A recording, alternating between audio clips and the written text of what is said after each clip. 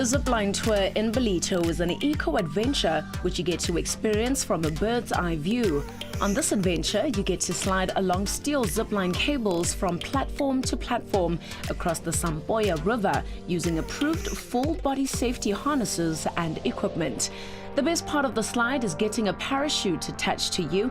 The Parazip enables you to get a feeling of parachuting down the mountain whilst being safely attached to a zipline cable.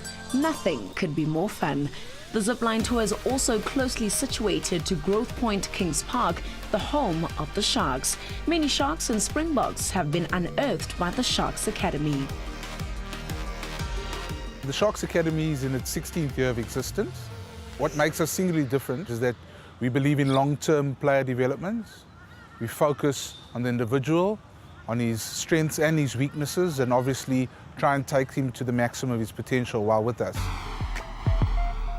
Oh, yes, sir. We about to make it hot up in here. If you're a young and up-and-coming a player and you'd like to make rugby your career, you need to have a strong mindset, just to be committed and to be resilient, because you're going to get difficulties. To date, we've produced 92 Sharks and 20 Springboks, along with a host of other internationals. The most recent being Alan Dell, who ran on for the British and Irish Lions and represented Scotland late last year. Talent is important, but it's not the only thing. I think there's a lot of players in the system that's prepared to work hard, and they normally the guys that progress and have long careers.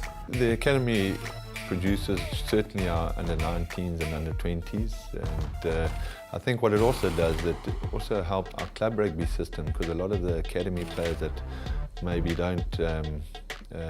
initially don't kick on into the under-19 squad, they get sucked up into the club rugby. I think club rugby, although it's never as strong as we want it to be, I think in comparison to a lot of the other provinces, barring Western Province, where they just have a huge amount that play, our club rugby is quite strong. GD's got involved with Sharks Academy because of our local base being in Durban, and we're absolutely passionate about rugby and the Sharks. And it affords academy players to firstly learn to play rugby, and at the same time extend their tertiary education. From an educational point of view, we need to ensure that they're getting something out of the academy and that they are studying, because I think it's a whole discipline that the players have to be aware of. It's not just about arriving to practice on time and putting the time into the practice. It's your life after rugby, and ensuring that these kids know that professional rugby can change tomorrow. There's injuries, there's selection, there's all sorts of factors that can hinder your progress, and it's important they're not just reliant on that. Our sponsorship with the Sharks goes back to 2012. We've been sponsoring them for 6 years now, and over that period the bursaries spent was just over 5 million rand.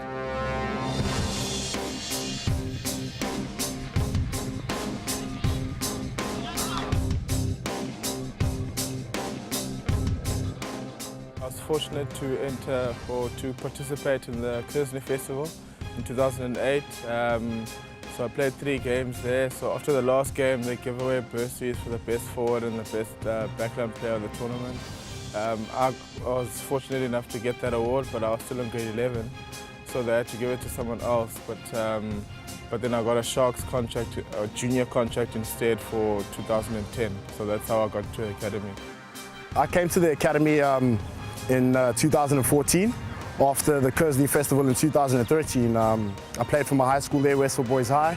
And during the course of the tournament, I was fortunate enough to have Mr. Etienne Finn come up to me, ask me a few questions about my plans after high school, would I like to pursue a rugby career, laid out the plan for me about how the academy works, etc., the coaches I'll be working with. After the Craven Week in 2013, I sat down and had a long chat with my father. And you know, the nice thing is the academy did offer an opportunity to study, which was one of his greater concerns.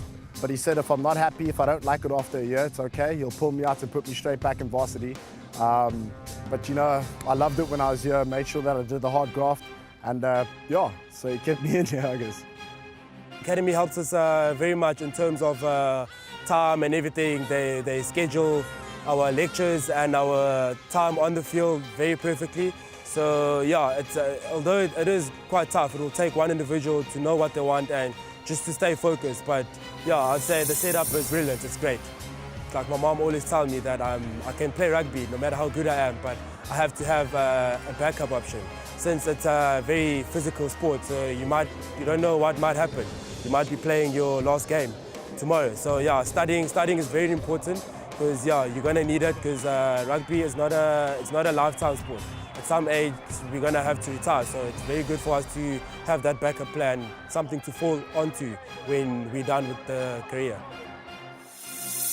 You know, if there's any way I can give back to the academy, I certainly would. I do help out every now and then. There are some boys that I know from the Eastern Cape who've come through the academy, and they know they've got my number. They can always call me for anything, for any advice, if they need anything, and I always encourage them to obviously give rugby a full go, and also bear in mind that the studies are also just as important as well.